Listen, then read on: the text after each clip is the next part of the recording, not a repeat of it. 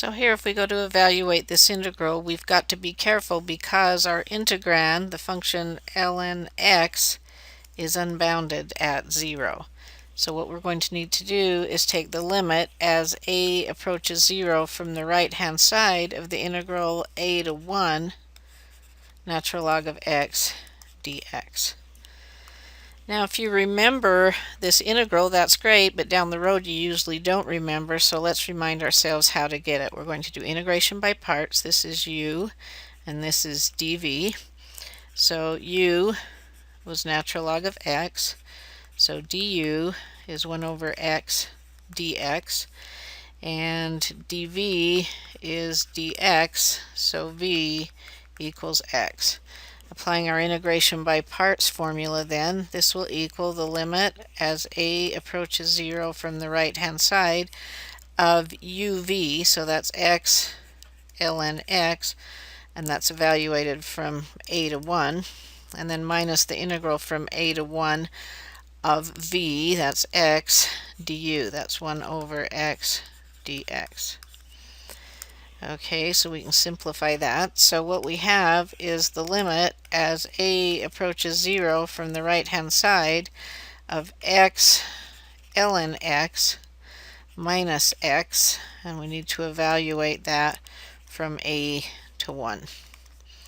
So let's put that down here. The limit as a approaches 0 from the right-hand side of natural log of 1 minus 1 minus a ln a plus a. So let's see what we've got. The natural log of 1 is 0, so that's gone, and if we let a go to 0, this a will be 0. Here we have a negative 1, but what's going on here? If we let a go to 0, we have 0 here, but if we let a approach 0 from the right-hand side, this one's going to negative infinity, and so we have an indeterminate form. So that's when we go to L'Hopital's rule. So let's do that.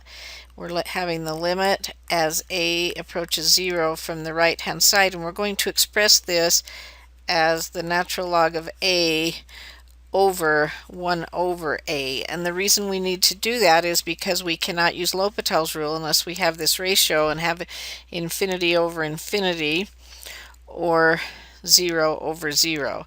So now as we let a approach 0 here, we would be going to negative infinity, and as we let a approach 0 here, we'd be going to infinity. So we put the negative on here, and then we're covered. We have infinity over infinity, so by L'Hopital's rule, we have the limit as a approaches 0 from the right-hand side of the derivative of the top, that's negative 1 over a, over the derivative of the bottom, that's negative 1 over a squared. And so when we simplify this, we are going to have, if I flip this over, this would be an a squared up here, and this would cancel with this, and so as we let a go to 0 of a, that's going to go to 0. So this is going to go to 0, and what we have left then is negative 1. Now let's think about what we just found. We found the integral from 0 to 1, so that means as this graph keeps going here, this area here is finite, and this area here would be 1, because of course we got a negative 1 because we're below the x-axis, but if we take the absolute value of that, we would have the area.